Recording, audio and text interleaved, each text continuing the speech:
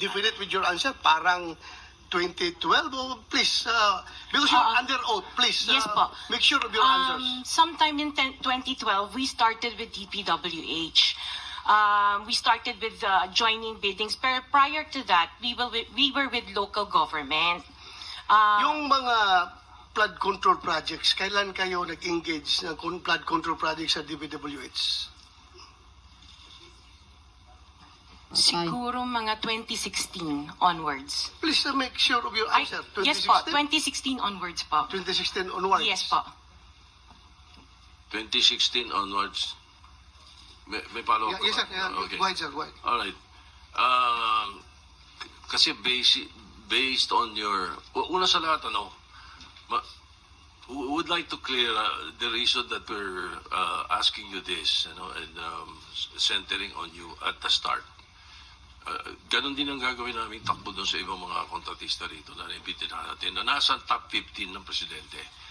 Nasa top 15 ng presidente, may mga flood control projects, mayroong guni-guni, mayroong ghost, mayroong nagawa, may nagawang palpak, okay, may nagawang tama. Ngayon, tapos marinig namin yung kwento sa television na tungkol doon sa sinasabi nyo na napakarami ninyong kinita at ikaw nga sa DPWH to 2016 kayo nag-umpisa sa DPWH. Pero yung mga pinakitang mga sasakyan ninyo ay 2022, 2025, 2024. Yeah. So, lately, yung matindi, hindi po ba, na mga income ninyo? Yes. Mga anong taon kaya sa tingin ninyo? What year would you say that you were able to engage or be able to get projects from the DPWH for flood control projects? What year? Yun nga po, nag-start kami makakuha ng pailan-ilan, pero 2016 po onwards. Po. Yes. 2016 onwards.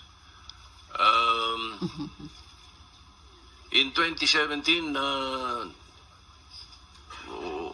how much did you pay the BIR on your income tax? Sorry, I don't have the data on me right now kasi I have an accountant that handles that po. Or I can get it for you. Yes, please.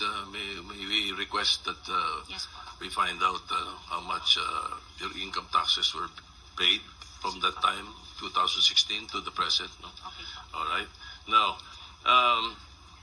Mr. Chairman, in 2015, St. Gerard, which you own also, no, Mrs. Discaya, was suspended by the DPWH. In 2020, they were blacklisted by the DPWH. However, St. Gerard's pickup license was renewed and is valid from July 1, 2023 to January 28, 2026. For St. Timothy, which you also own, it was found out by the President that the 2023 Bulacan River project amounting to 96.4 million was deemed completed even in more than 200 meters of revetment were not built. St. Timothy's pickup license was also renewed 2025 to 2027. So, Engineer Takay, what is the basis for the renewal despite the issues in their previous projects? Sagot. Sir? Mr. Chair? Engineer Takay, can you not answer? You're the chairman. Bakit itong executive director ang pinasasagot nyo na pinasasagot? Yeah, the blacklist that was issued by the DPWH, Your Honor, has certain time limitations. So, once a notice that the project has been completed, then the blacklist is lifted.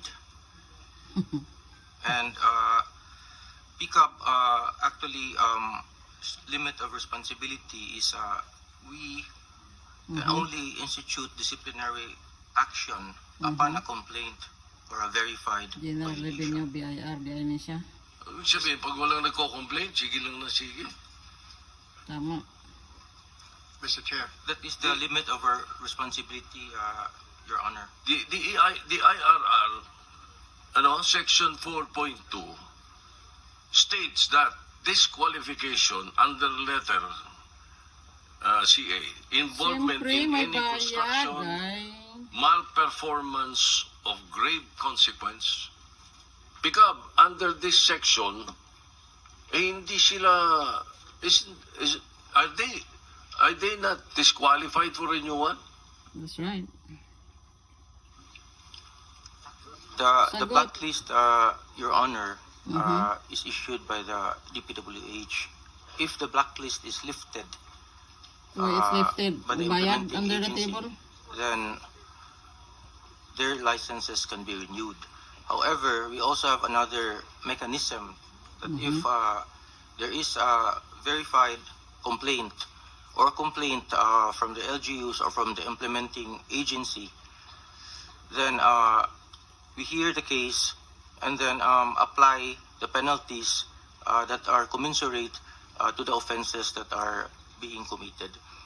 For example, Your Honor, the DOLE reports to us a lot of infractions that are committed by contractors, such as unlicensed contractors implementing construction work, unsafe practices resulting in the death of people in the workplace, and we act upon that immediately. In fact, Your Honor, we submitted upon the request of the BIR, we submitted last July 25 our transmittal regarding the request for the documents of the construction group Tagalogin of muna. Vizcaya, because if Ow! and when the Bureau finds out that their papers are not actually compatible to the papers that are submitted at the BICAM, then we will suspend or revoke all of their licenses automatically because there is now complaint. And we have communicated with the Bureau.